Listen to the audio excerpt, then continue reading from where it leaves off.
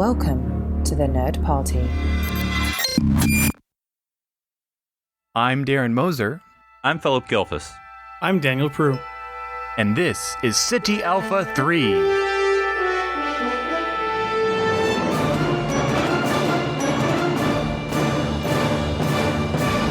Hello and welcome to City Alpha 3, a Star Trek podcast here on the Nerd Party Network. I am Darren Moser and am joined as always by my fellow Strandees, Philip and Daniel.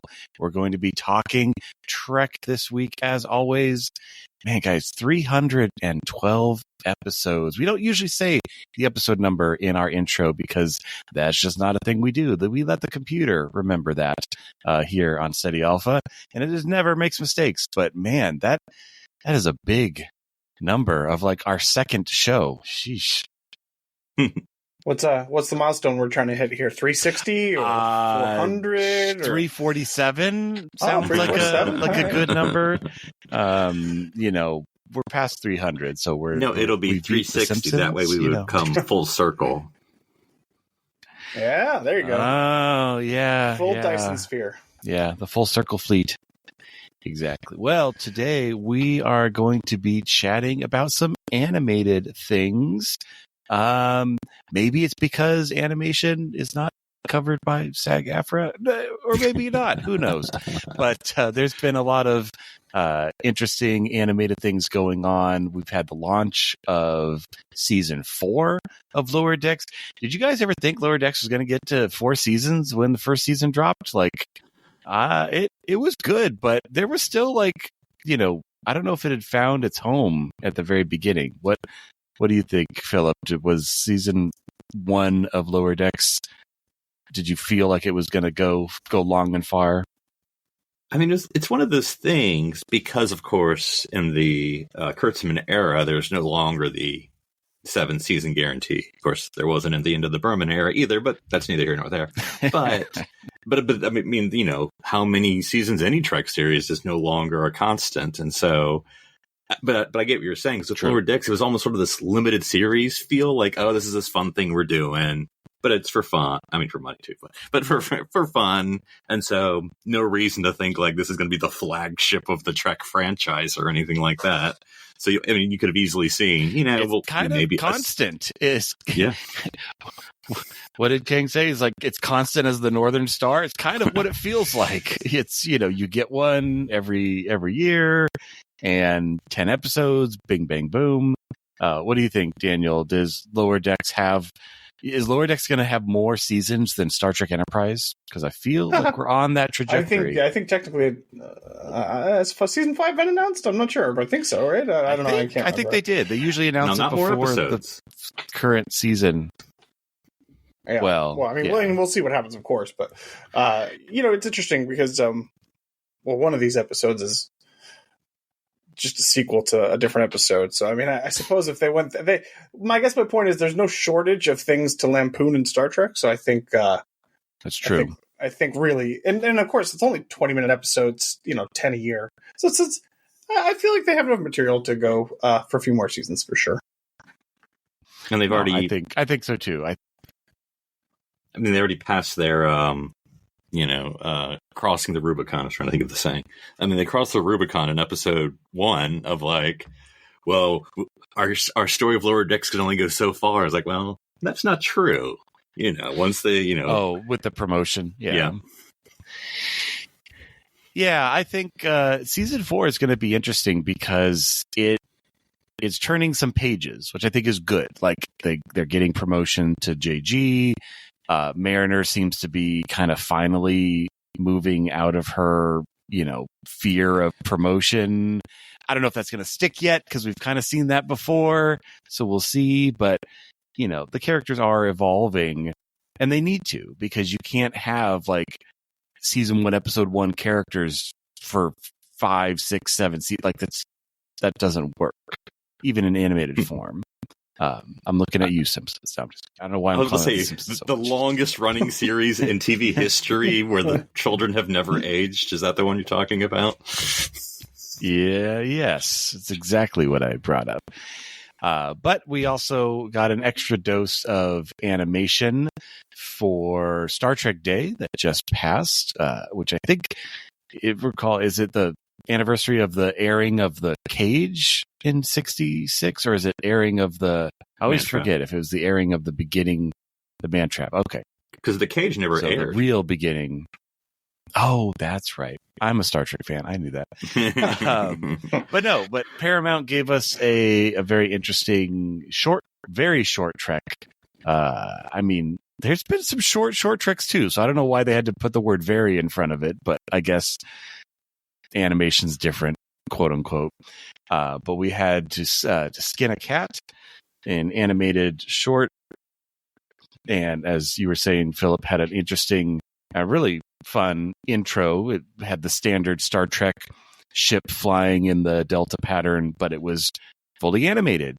And did you guys notice that the sound was a little like subpar in the beginning? I'm like, I know it's supposed to be like an old thing, but like, why does this sound so crappy? Like, it sounds like someone filmed this off of a television with like a room microphone, and it didn't sound very good. But I guess that was the 70s. What did you think of the beginning, Daniel? Yeah, it was okay. It's fine. It's a 3-minute joke, and it probably went on for about a minute too long. But it was fine. It's a fun little flavored thing. I don't mind them dropping stuff like that because it's like, where else is it going to live? Neat little idea. Yeah, why not? It's a little piece of content that you can watch and forget about, but it's fine. Yeah, I think there were 3 jokes, and the first 2 worked, and then the third one lagged. Like, so the first joke was the whole, idioms and sayings, like, offends people on the bridge. That's funny. The second joke is then, he says even more idioms, and then there's like a custom made character for that joke, and that's also kind of funny, but like pushing it. I think after the water pressure joke and the whole like, I'm going to conjure up the perfect person to answer, but then he keeps talking and like it keeps going, and I think that third joke still could work, but it went a little long. That's just my personal opinion. I think if they had cut that joke by like 2/3 and he kept it to, someone who's going to save us and will marry me, and then that's it, and it cuts over. Like, I don't personally feel it needed the rambling about risk and all sorts of other things. But I was still trying to tell if that was Kirk or Pike based off of the voices. So maybe that's why I was. I think it was Captain Random. I don't think it was actually either one. Captain McDuff in the TOS era. But this also is from the writer of Too Many Cooks, which is the king of taking a joke as far as you can take it and beyond. Is it really? And beyond that and beyond. Yes. Wow, Too Many Cooks is a classic. I'm going to go watch that after this, actually, because that's hilarious. But yeah, so now going back to lower decks, our lower deckers are still lower decking. Is that a verb? Who knows? But we got the first 2 episodes. But Philip, why don't you tell us about your special experience watching that in the great city of London, home of Star Trek? Exactly. Much like Paramount. It has as much all of Star Trek as Paramount Plus does. Yeah, there were several events. I mean, the same kind of event on Star Trek Day throughout the world. I say that the US, I think maybe Canada and the UK. That is not the world. But anyway. And so, I went up to this event in London, and it was basically sort of an animation celebration of Star Trek animation / Star Trek Day. And got a nice goodie bag full of some stickers and pennants and luggage tags of lower deck stuff. Then they had free slushies, different colors, slushies that you got for attending the event. Slushy. Yeah. I like they were gonna there's a guy who's like, oh, this is the flavors. I'm like, I'm just going by division colors. Just give me the red one. And then there was a nice little like photo op, like, you know, like when we went to if you've been to any kind of convention, but like Vegas, you know, where they had sort of the photo op props, and they had the one of it was sort of the mop up of Lower Decks. So they had a cutout of Mariner and Boimler, and then you just hand it over your phone. They took a picture, and it was cool. And so for the actual, when you got into the theater, it showed clip of the Star Trek Day featurette that Jerry O'Connell did. So they had a small. I'd watched that like earlier in the day, but if you hadn't, they showed that, and then the whole thing was basically like saying that Mike McMahon, if I'm saying his name right, who does Lower Decks, had chosen 4 episodes to sort of encapsulate Lower Decks, and I can't do it off the top of my head. It was Peanut episode, Peanut Hamper, yeah, Peanut Hamper episode. It was Infinite Crisis 2. I know these are not episode titles, but it was that episode. And then it was the first episode from the new season. And I can't remember the other one. But they were all good. I mean, Lower Decks on the big screen. I've never seen that. So especially with this new episode, you got to see animated Voyager on the big screen. That was kind of cool with, you know, the full sound. And Lower Decks, you got the whole audience laughing with it. And then we saw the very short Trek. So that we saw that too, sort of interstitially between the different ones. So yeah. Oh, it was the Klingon title of Lower Decks, where they show all the lower decks of all the other ships. Yeah. I like that episode where all the lower deckers. Mm-hmm. So yeah, it was a nice, cool event. A bunch of Star Trek fans watching Star Trek. Were any people dressed up in Lower Deck uniforms or any uniforms? There were a lot of Ritos T-shirts. I didn't realize they were that. So many people had them. It is easy. Yeah, that's an easy one to do. That's why. But well, and I also want to make sure that people who are enjoying Star Trek, and especially Lower Decks, give a listen to another show on the network, Second Contact, hosted by Tristan Bradell and Charlene Smith, and not me. You know, not you guys think I just lift you for another podcast. That was just one time.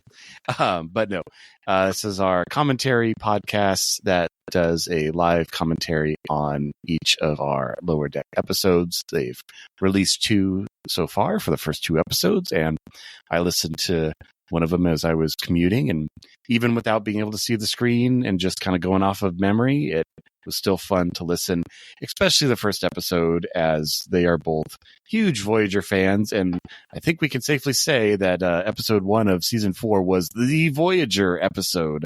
Oh my goodness, so much Voy fun. So leading into episode 1 of season 4, which I want to just say is called the Tuvix. It's the Tuvix. Yeah, TWO. Yeah, Tuvix. But it's spelled with a TWO. Like it's a sequel to Tuvix. See what they did one there? Vix. I see what they did. They're so clever. Yes. But Daniel, this episode was for you. It was definitely for me. I watched it with my wife, and to say that Lower Decks is not normally filled with references and in-jokes certainly is not true. But this episode was, and I, as you guys know, I'm not a massive Voyager fan, so I don't watch Voyager very frequently, so she's not seen it ever. So she was completely lost this entire episode. She's like, what are these clowns? And I'm like, I can't. I just don't have the time to just explain everything. We got 30 seconds before the next reference comes up. Like, we don't have time to talk about the clowns. It's like there's 7 seasons they're cramming everything in here. I just can't keep up. Macroviruses. What the? Lizard babies. What? That way, she's like, why is this one guy? Who's this creepy guy that keeps up trying to kiss Mariner? And I'm like, listen, I just can't. So, it definitely is a Voyager love fest, but I will say that I'm very happy that everybody in Starfleet now believes what Janeway did was monstrous, which is the correct take. And now we can, as fans, stop arguing about it. I just wanted to throw that. I think the best line was when Carol Freeman was like, "Well, I'm just gonna go check Janeway's log. I'm sure she had a reason to do this, and let's go see which." Oh my lord, she straight up murdered him. And then, I mean, granted, she does point out like they were in the Delta Quadrant, and it wasn't like they didn't have access to all of Starfleet medical. But yeah, it's fun. Now I'm trying to remember what species was that curator? I'm trying to place him. He was. Oh, I didn't even recognize it. I don't know. Nah, yeah, I don't. That's all right. It was a new thing, right? Because he was tree. He was like a tree or some sort of plant based thing.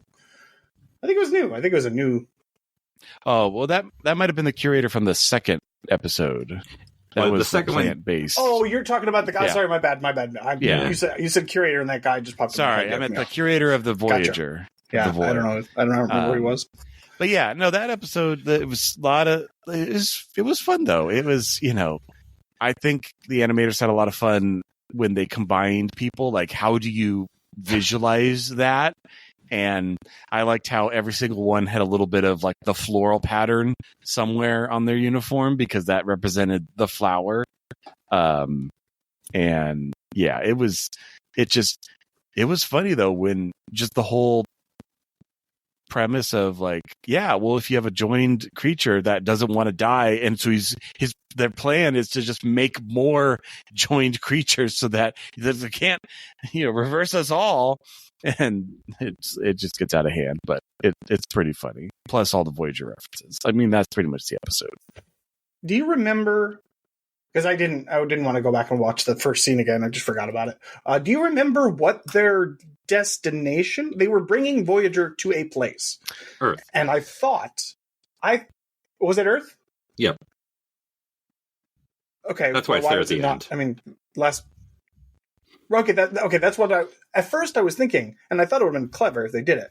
But I was thinking maybe they're bringing it to the museum where we see it in Picard.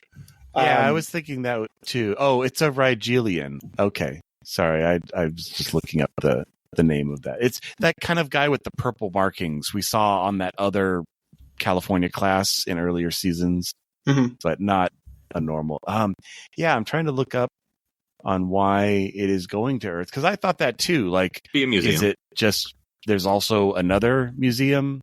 Yeah, but the Fleet Museum later is all moved to that other planet with the other starbase. And also, this is Voyager? Why wasn't it at Earth? Probably to be refurbished. Voyager's, yeah. Well, it says it'll spend time on the ground before being prominent. Just stationed in orbit. Yeah, I mean, it doesn't super matter. I think it's a rotating. Obviously, it's like and that kind of makes sense. It's like a moving, traveling exhibit before its permanent station at, old Starbase 1, and before you can watch over it. If only during this episode they had seen old Starbase Doc just moving slowly away from Earth during this episode. It'll get there in a couple of years. A dozen ships around it, and you see the whole thing warp off. But you see just a flash of the engines, and it just kind of goes like it's at warp. It's just going real slow. Yeah. Now I was just curious because Voyager, the last time we saw it, was at Earth, and presumably it wouldn't have gone anywhere else. Nope. I mean, I know it's been many years since that. No, the last time we saw it, it was at the Starbase 1 in Picard. No. I mean, canonically, in Voyager. The last place we saw Voyager. Oh, in Voyager. Okay. I'm like, Picard is canon. What are you talking about? Sorry. I mean, chronologically, the last time we saw it. Yes, that is true. It was at Earth. And it was going towards Earth. I mean, I guess we never... No, it was... No. You're thinking in your head about the fake future that Janeway stopped. That's what it is. Yeah. That's right. Yeah. You're right. Yeah. That's right. Yep. Yeah. Okay. We get it flies and the video of it flying under the Golden Gate Bridge because that's what everybody does, But yeah, it's flying towards Earth and then it's literally like fade to black. Voyager's over. God, who needs a coda when we can have a false future coda, like kind of not satisfactorily ending these. This it's like, okay, when should we end the show? Well, when they get home. Well, maybe like see what happens after. Nope, just fade to black. You know how in TNG, my tear up that set, start on Enterprise. You know how in TNG we ended with the possibility of going to more adventures, and in DS9 we ended with the possibility of a new generation doing new adventures. Voyager, we're going to end with adventure ends. Yeah. What did the Voyager do? It voyaged. Is it done voyaging? Done. No more voyaging for the Voyager. Yeah, my wife asked me, "Oh, did they get home ever?" And I'm like, "Yep, in the last episode, they just got home." And she's like, "How?" And I'm like, "Again, I don't have time. I just don't have time to do this. I'm just not going to get into it." But that's a really interesting. But that's a really interesting perspective, though, to hear, Daniel, because I mean, we're all, even if it's not our favorite season or series, it is our. We know a lot of Voyager, and we can get a lot of the references. So this is an episode where, if you haven't watched Voyager, like, it is not pulling any punches. It's going to all go over your head. Yeah. Cheese and Chaotica and everything. Again, it's 20 minutes, so like they gotta go boom, boom, boom, boom, boom, like just rapid fire with the displays. Yeah. I also didn't look it up, but I think the Regilian or whatever you said who it was, I think that was Ethan. The voice? Like him. I don't know. I think it was. That'd be sounded funny. Like him. I thought it was. Guest starring. What was the Regilian's name? I don't know. Just IMDb that episode. Not seeing his name under guest cast, right. So I thought it was because when he literally said the name Neelix, and then I'm like, he sounds like him, but I guess I could be wrong. Interesting. Yeah. No, I don't know. Anyway, but and of course, we would be remiss if we didn't talk about the added whale probe to the beginning of the Lower Decks intro. That's always my favorite part of the new season. It's like, okay, what's going to be in the battle scene? So first it was the Borg versus the Romulans, and then the Pakled showed up in season 2. And then season 3, they added the crystalline entity, which is like, oh my gosh, it's nuts. And then, of course, in the 4th season, you have the probe. Now, I'm Shar and Tristan we're guessing what would maybe be in season 5. I think Tristan said he thinks it should be the God face from Beyond the Galactic Barrier from Star Trek 5, like just. Because where do you go from whale probe? I don't know. There's still many things I'm sure they could put there. You just put the whole thing in orbit of a Dyson sphere. It's just in the background. Like you see the curvature and then the big hatch or something. I don't know. But I laughed at the Borg probe just getting there because, of course, it's there. Yeah, no. I liked it. So you have all of this, happening. But at the end, I mean, I guess you could say one of the aspects of this episode is Boimler trusting in himself, which again is kind of a long-standing plot point. But there's that moment when like Mariner's trapped in goo from the macrovirus, and she can't go further, and she's like, you got this, and he's like, do we feel like that storyline is dead and buried, or was this the final chapter of like, and then he gets promoted? I think so. I mean, his character. I think it's pretty consistent in Lower Decks that we're always going to have Mariner being Mariner, and Boimler's going to boim. So it's just what it is. Yeah. I mean, I did like the ending of episode 1 where it's like, we all got promoted except Rutherford. He's like, yeah, but I broke things. Engineers aren't supposed to break things. I was like, and come to find out, he's just has promotion sitting in his pocket. But yeah, we don't find that out till later. That's true. And we do have a bit of the mysterious ship that blasts, everybody into white nothingness, and all you see is what that is? No, we do not. I don't think we're going to know for a while. It was slightly a bit of a gut punch when I was at the animation event, because one of the episodes we watched was it Lower Decks in Klingon? I don't know what the actual episode title is of that Lower Decks episode where they show all the Lower Decks, because of course that's where we meet the Klingon, and then we watch this episode where he dies, and it's kind of like, oh geez, we just met the guy. Oh man. So right, yeah, it's like we're tying up the loose ends of all those other Lower Deckers we saw, but we don't want to tie up those loose ends. Is the ship just going around like the whole universe has been blasting?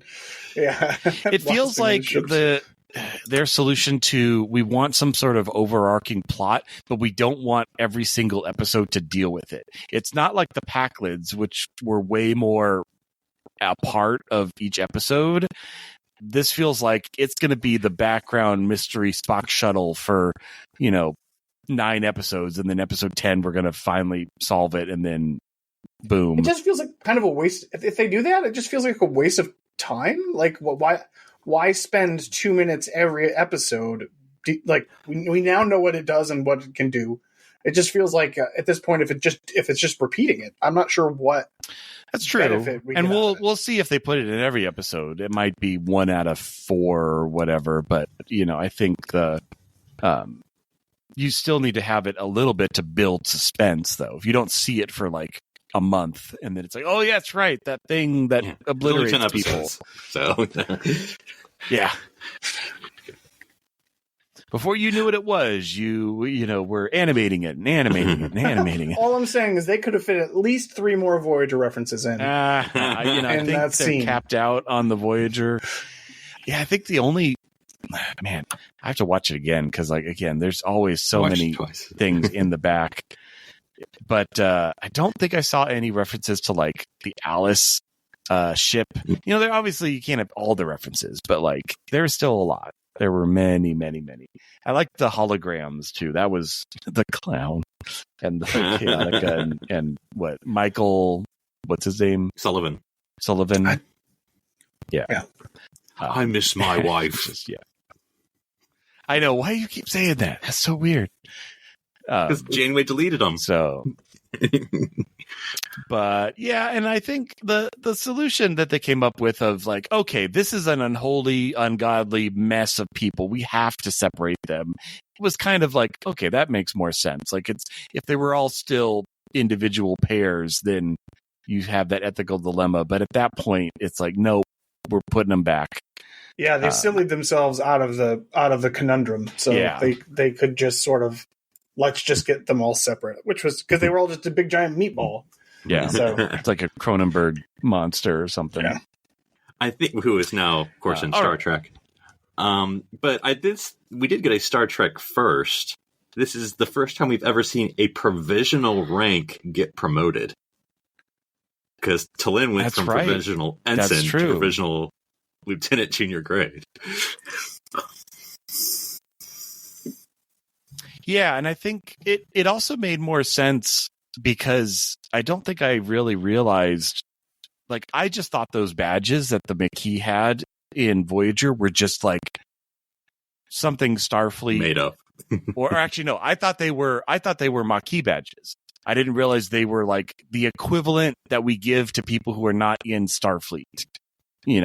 But they were so small and hard to tell what they were. It didn't really work. But anyway. But yeah, she's promoted as well. And I like how they kind of also do eventually point out Lieutenant GG is kind of the lower deck of, ranks. We're not really that much higher up. Yeah, that's true.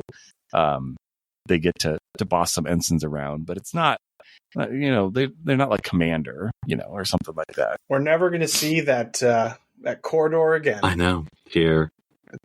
Oh yeah. No longer will be a guy. Well, then moving on, walking around to I have no bones yet I must flee, which is an interesting TOS kind of title. So this one is much more, I think, A plot, B plot. We have the Moopsie and the menagerie. I love how there's just a menagerie, just there. It's like they're all over the place. Yeah, there's so many menageries. Man. And then so that's the A plot, A plot, because that also deals with Mariner and her. I feel like this one finally is putting to rest, like, what's the word? Just Mariner's self-sabotage. It feels like they're finally getting it out and moving on, and I think that's good. It's been like a long time, guys. I think we're done with this part of her character. Like, she could still be a rebel and rogue, but not like, I'm going to get myself bumped back down to ensign in a week. Like, I'm kind of tired of that. Well, it'll be interesting because we're actually not all characters, but we're now having to, which is fine. This is not obviously a complaint. We're all now having to change every character's motivation, because what has Boimler's always been? I'm afraid, but I want to get promoted. He's gotten promoted now and, not as afraid. So what is his next motivation now? We have, as you said, Mariner, refusing to get promoted, but now she's fine with it. I'm hand quoting. She's fine with it. And then we still have Tendi, and this is, I can't remember, episodes back, saying she wants to be a captain. Now, if we see anything about that this season, I don't know. And then her main motivation seems to always be wanting to not disappoint Dr. Tiana and being like unequipped and wrong, and always having that's friends. Still like an overall, and always. And then Rutherford's just a happy psychopath, so Yeah, no, that's a good point, Philip. Like, they will need to kind of establish new motivations to keep pushing their characters along. Although I'd be remiss if I didn't talk about the not the cold open. The cold open was the destruction of another ship, the Romulan ship, which is they're just, those Romulans were very busy being Romulan-y. I don't know if you noticed or not. How'd you love that? So Romulan. I too was one of my schemes. Aha! But my schemes will overdo your schemes. Yeah. I mean, they're saying it out loud. It's a little much, but it's lower decks. It's lower deck. But then we go to the gym and we get the best animated shot like I've seen. And it's Ransom and Shax in perfectly matching Deanna and Beverly workout clothes, and it is one of the funniest things I've ever seen. It's so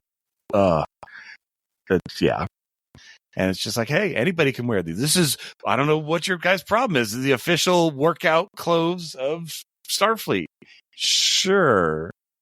Oh man, I also love the random Ransom reference, because it was near the end. I think I saw it twice, so it's blended together. But he's like, yeah, my pals. Who were they? It was like one of the whales and someone else. He's like, yeah, we hang out all the time. We're the best of friends. I'm like, we've never heard that.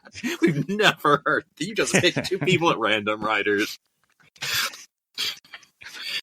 Yes, Ensign Plot and Commander, Reason are, over there on deck 4.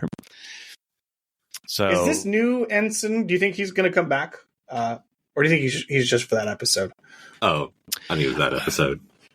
Yeah. I thought for sure he was going to die, but then he didn't, and he was just there at the end. And then I'm like, okay, so maybe he's like somebody they can boss around or something? I don't know. I guess we'll see. I mean, that does seem to be a new dynamic, is now that they're JG, they have authority over ensigns. So you're going to see, and we have seen other ensigns that they've bonded with. Like, there was the, what was it? The command group, like all the red shirts that were all bonding together and training each other. So like, we might see them having to command others, which could be an interesting dynamic, because we haven't really seen that.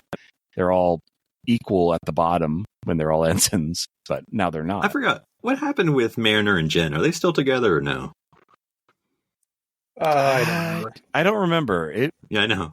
I remember there was the conflict with her and her girlfriends, and then they solved. I forget what happened, but they solved that. I feel like at the end they were fine. Like they were joking. Or they went on a break or something. Like I don't remember that. Yeah. I'm not sure. I guess we'll have to rewatch season 3. But I guess my point would be she now outranks her girlfriend, so if that might be a potential thing. That's true. So the B plot is we have Rutherford, who is getting promoted. Trying to get promoted, and I love how he's like, I've done many things that were worthy of promotion. I just turned them all down. And they're like, what? And then he's just trying a bunch of engineering things, and it kind of got a rival, which was kind of interesting to see.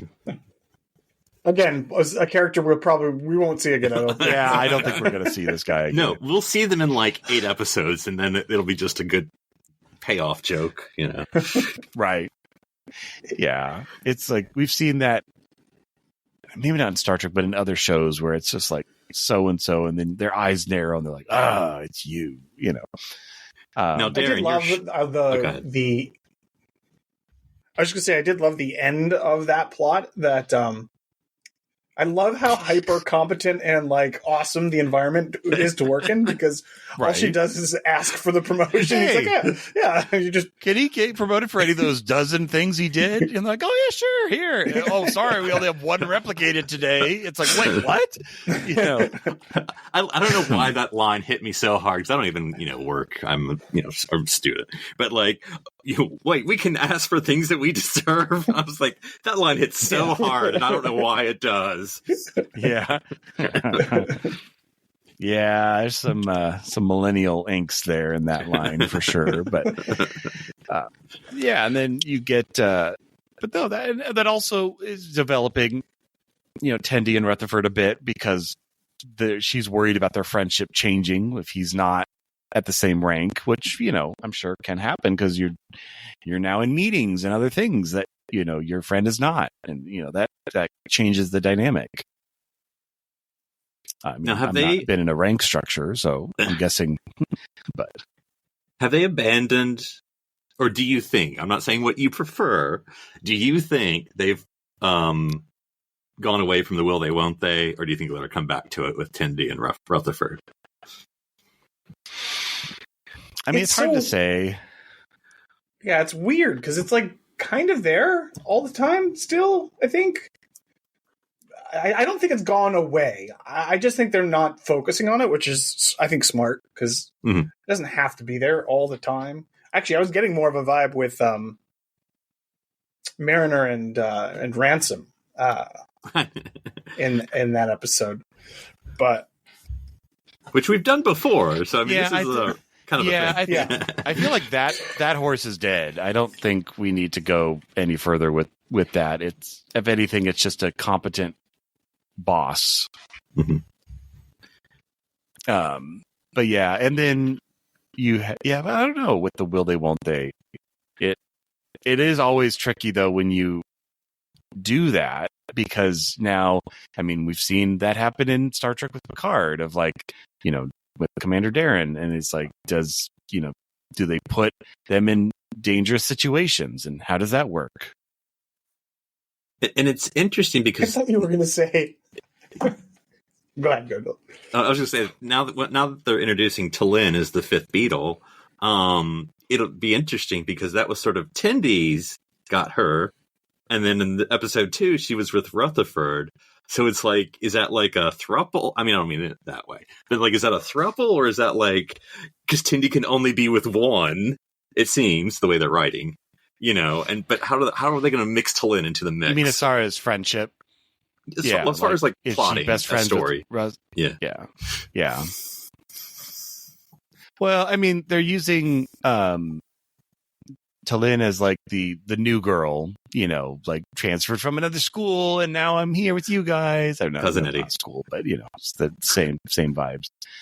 But no, that's a good point. Like but that also makes sense because Tendi's not the new one anymore. Like, she's got tons of experience. Like, she doesn't really act like, oh, I don't know about this Starfleet thing. Like, I'm brand new. It's like, no, she's a full on, Lieutenant JG, which I totally love the fact that they just call them lieutenants, and it's totally different than lieutenants, but it's just the same word for some reason. That better be a Boimler joke next episode. It's like, aren't you Lieutenant JG? Yeah, but you can call me Lieutenant.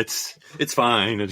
Yeah, it's like, but what about Lieutenant so-and-so? Yeah, well, they're a lieutenant. He's like, yeah, but it's the same word. How am I supposed to know who? You just say it differently. Who I Lieutenant. Lieutenant.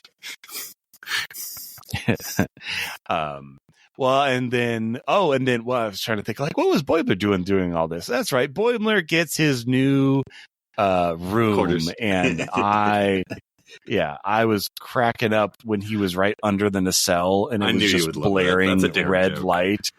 Oh, that was hilarious. I'm just like, and the first thing I thought of is, why doesn't he just dim the thing? I know. I'm like, why doesn't he just dim it? And then he didn't do it, and I'm like, okay, well, I see. And then we find out why he didn't do it, because there's a punchline at the end of the episode. But I like how he was wearing the Medusan goggles to filter out the light, but it was still not enough. But and then the room between the holodecks was really funny as well. Why would you do that? With really thin walls. So why would you put this here? I was also, again, I was like, man, why wouldn't he? He'd still have to share the room, though, right? And then, of course, found out at the end of the episode. Yeah, it was just, that was very silly that he couldn't get happy. It was weird because he's, normally he's a big part of the episode, and these little bits were just like the in between bits. That's true. He was just sort of relegated to second string, I guess. Yeah, he kind of was. Yeah, but that makes sense. I mean, you only got 20 minutes, so. Yeah. And it's true. Ransom took that role, like being him and Mariner in the A story. Like, that's why Boimler wasn't there, because they've done that before where it's Boimler and Mariner, but like, I don't think that would have worked with the dynamic they were trying to establish with Ransom. I thought this episode, I mean, I liked it, don't get me wrong, but it did feel like a season 1-2 Lower Decks episode. Not like a 3-4. I mean, again, I like it. Yeah. But it was kind of like silly joke. I mean, again, it's good. That's not an insult. We love season 1, season 2 Lower Decks, but it was just, I guess, because maybe the first episode was like really solid. This, the second episode after first is always it's playing cleanup. Right. But I was like, it was fine. Maybe it was also kind of sticking close to home as far as. They want to show that the show's not dramatically changing. It's still going to be pretty much the same show that you know and love. So don't expect like, oh, they're all JG now, which means everything's going to be different. It's like, nope, still same antics, still same, silliness. You still get to see someone get their bones sucked out. Yeah, sucked out.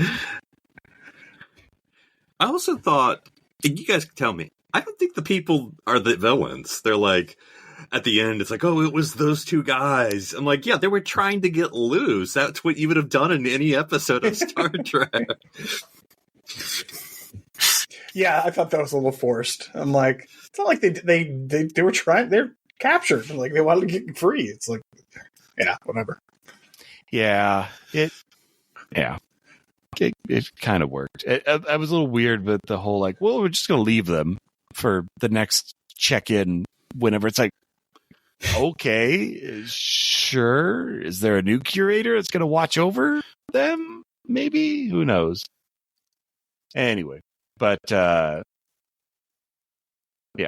So we got 2 episodes. It's kind of nice that they released 2 at the same time. So we got kind of a double dose. I mean, it does mean we're like, there's only 25% in. We're good. There's only 8 episodes left, so it's like, okay, well, here we go.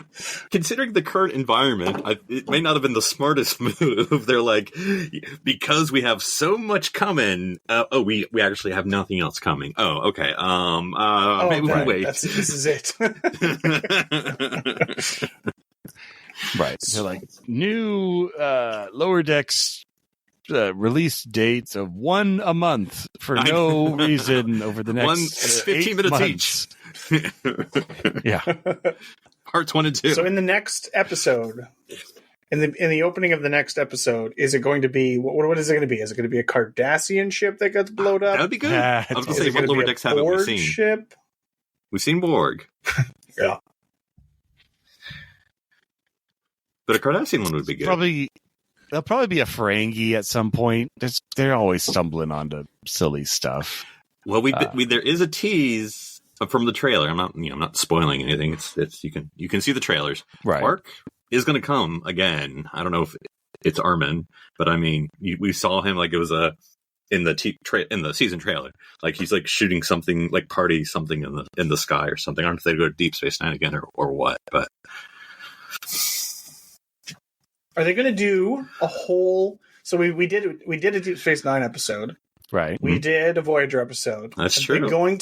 And we've seen Boimler with his Captain Archer doll that he was. And trying they to also carry went to Bozeman, so they had the episode. They went to that.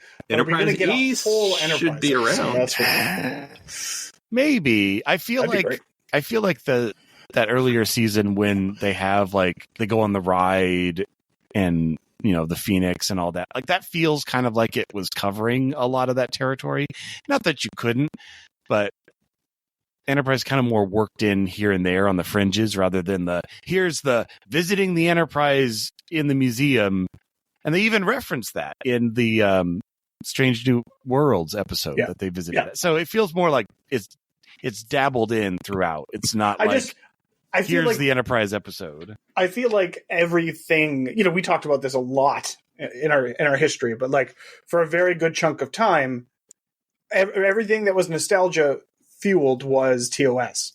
And now everything is TNG, Voyager, Deep Space Nine. Right. And I just want Enterprise to get some love too. I just want to see some stuff for Enterprise. So. No, that's true. They haven't done any Enterprise B jokes, have they?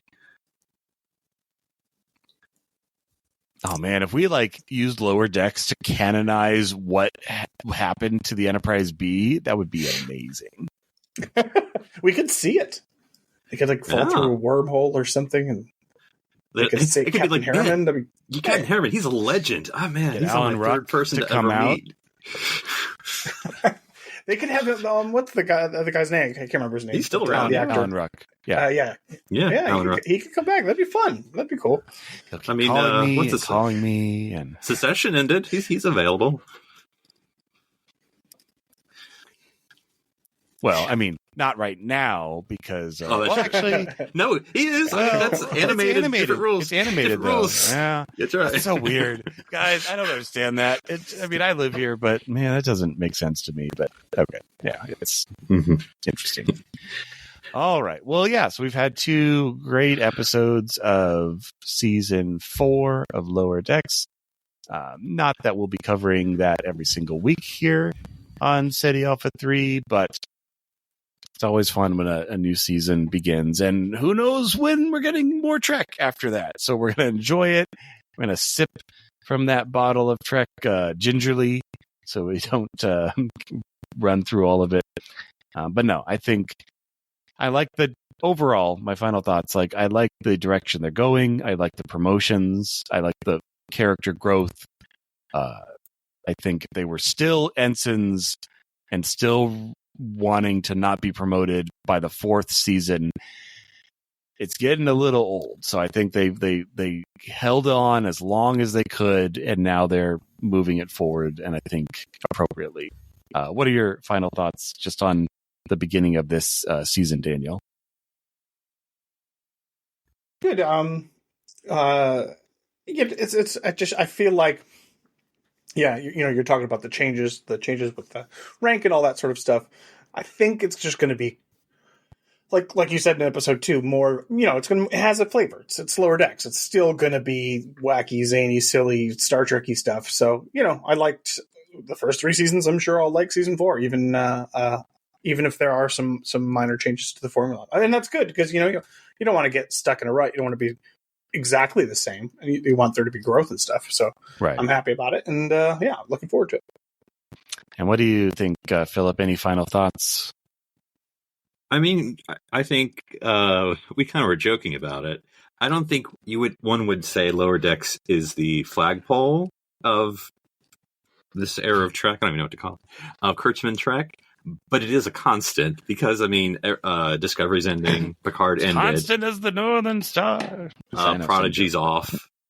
I mean, it's last man standing. Not to gender it, but that's last man standing. So it's like, it's the constant. And I know nothing about how you make it, but not affected by strike, to date. I would assume relatively cheap. Paramount's be like, maybe we need more animated shows. There seems to be this loophole that we could use. So it's and the quality is still there for. I mean, again, 10 seasons or 10 episodes every season. It's not like it's we're at 32 episodes or something. But quality's still there and it's only growing. So the joke has not become stale yet. So we'll see. Not like this cheese. Yes. All the Voyager episodes. All right. Well, again, take a listen to Second Contact if you want more Lower Decks action here on the Nerd Party Network, releasing every week, pretty much right after each episode airs. But I am Darren Moser. I'm Philip Gilfus. I'm Daniel Pruitt. And we are stranded here watching animated Star Trek on City Alpha 3.